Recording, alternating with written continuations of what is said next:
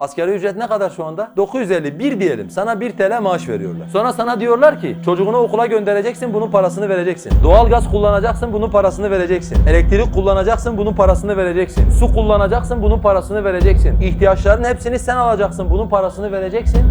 Ben 1 milyarla bunların hangisini vereyim? Evde vermediniz bana. Mesela bir mali konuda bir örnek verelim. Yani Allah Azze ve Celle'nin hükümleriyle beşerin kanunları arasında mali olarak bir şey yapalım. Bir örnek verelim. Şimdi kardeşlerim mesela diyelim ki İslam, Allah'ın kanunları, peygamberin uygulamaları, İslam size bir iş verdi diyelim. Yani mesela ben bu kardeşime dedim ki gel, bir yönetici olduğunu düşünelim burada. Bize dedi ki gelin burada Allah adına, din adına çalışın dedi. Bizi davet etti. Bir, İslam çalıştırmış olduğu insanlara 3 şeyi zaruri ihtiyaç kabul eder. Önce bir ev verir, barınma ihtiyacını giderir. Ondan sonra ona bir eş verir, evlilik ihtiyacını giderir. Ondan sonra ona bir binek verir. Onun işlerini görürken rahat bir şekilde işlerini görmesini sağlar. Allah Azze ve Celle'nin kanunları geçerli olursa Allah'ın dini uğruna çalışan her insanın 3 tane hakkı vardır. Ev alır, araba alır, bir de evlenir. Yani İslam devleti onun evliliğine müsaade eder. Bunları verdi diyelim. Peygamber öyle söylüyor. Biz kimi kendi dinimizde çalıştırmışsak, kullanmışsak diyor, kendine bir mesken, bir eş, bir de bir binek almasında hiçbir beis yoktur. Yani devlete söylemeden bile isterse bunları alabilir diyor. Devletin özel bir yasağı yoksa bu konuda isterse devletten bunu alabilir. Bunu verdi mi İslam şimdi? Bunu verdi adama. Ondan sonra adama her ay düzenli maaş veriyor. Bakın kardeşler dikkat edin. Adama her ay düzenli onun ihtiyacını karşılayacak kadar adama maaş veriyor. Diyelim ki adama yetmedi. Adama evini, arabasını, evliliğini yaptı. Adama maaşını verdi, adama yetmedi. Bu sefer zengine diyor ki gel bakalım buraya. Malının 1/40'ını bu adamla paylaş diyor. Yani Allah sana vermiş mesela diyelim ki 40 trilyon. Sen bunun bir miktarını bu fakire vereceksin, yetmeyene vereceksin diyor. Ona zekat veriyor. Ona zekatı verdi diyelim, yetmedi mesela. Müslümanlar arasında yardımlaşmaya teşvik ediyor. Yani Allah'tan ve ahiret gününden korkan insanlara kardeşlerinin ihtiyaçlarını gidermelerine, onların sıkıntılarını gidermeleri yönünde onlara tavsiyede bulunuyor. Adama yine yetmedi diyelim. Borç hukukunu getirmiş İslam. Yani sen gidiyorsun, malı olan bir Müslümana diyorsun bana bir müddet, bir miktar borç verebilir misin? O Müslüman sana borç veriyor ve Allah faizi de haram kılmış. Yani bir insanın verdiği borçtan kar etmesini de Allah Azze ve Celle ortadan kaldırmış. Adam borcu aldı diyelim kardeşler. Adam borcunu ödemesi lazım.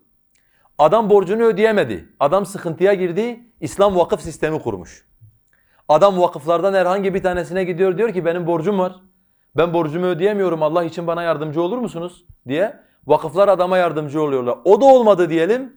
İslam emir sahiplerini Müslümanların borçlarını üstlenmeye sevk etmiş. Yani Peygamber Aleyhisselatü vesselam mallar çoğaldıktan sonra, zenginlik geldikten sonra dedi ki artık kimin malı varsa malını miras olarak verin. Hangi Müslümanın borcu varsa onun borcu benim üzerimedir diye Peygamber Aleyhisselatü vesselam borçları kendi üzerine aldı. Şimdi bu İslam'ın bir Müslümanın hayatına getirebileceği mali bir sistem. Şimdi bir de var olan beşer kanunlarına bakın kardeşler. Önce bir eviniz, bir arabanız ve bir eşiniz olması gerektiğine dair ihtiyacınızı sizin gözünüze sokuyorlar. Çektikleri bütün filmlerde, çektikleri bütün dizilerde, insanlara gösterdikleri bütün reklamlarda insanları buna özendiriyorlar ama vermiyorlar. Sadece özendiriyorlar. Yani sen bugün o ekranın karşısına otur, oturduğundan kalktığına kadar sadece aklında şu kalıyor. Ya diyorsun bu dünyada ne kadar güzel nimetler varmış. Baksana millet ne evlerde yaşıyor, ne arabalara biniyor diyorsun ama sadece diyorsun. Yani başka hiçbir şey yok. Sana bunu vermiyorlar kesinlikle. Sonra sana iş vermiyorlar. Hadi diyelim sana iş verdiler. Vasfın yoksa bu sefer sana asgari ücret veriyorlar. Asgari ücret ne kadar şu anda? 900 mü? 950. Bir diyelim. Sana 1 TL maaş veriyorlar. Yani 1 milyar eski parayla sana maaş veriyorlar. Sonra sana diyorlar ki çocuğunu okula göndereceksin, bunun parasını vereceksin. Doğalgaz kullanacaksın, bunun parasını vereceksin. Elektrik kullanacaksın, bunun parasını vereceksin. Su kullanacaksın, bunun parasını vereceksin. İhtiyaçların hepsini sen alacaksın, bunun parasını vereceksin. Ben 1 milyarla bunların hangisini vereyim? Evde vermediniz bana. Bir de 500-600 TL de kira vereceksin zaten. Yani ay başı geldiğinde sana verdiği paranın yarısını senden alıyor. İhtiyaçları da sürekli senin gözüne sokuyorlar. Yani her eve geldiğinde kadın başının etini yiyor. Şunu da istiyorum, bunu da istiyorum diyor. Bu sefer sana diyorlar param mı yok? Gel sana borç verelim. Devlet bankalar kurmuş. Sana diyor para istiyorsan sana borç verebilirim diyor. Faizle, krediyle sana borç verebilirim diyor. Gidiyorsun bu sefer o krediyi çekiyorsun. Ödeyemiyorsun tabii o krediyi. Bu sefer geliyor sana vermediğini de senin elinden kredi borcu olaraktan alıyor.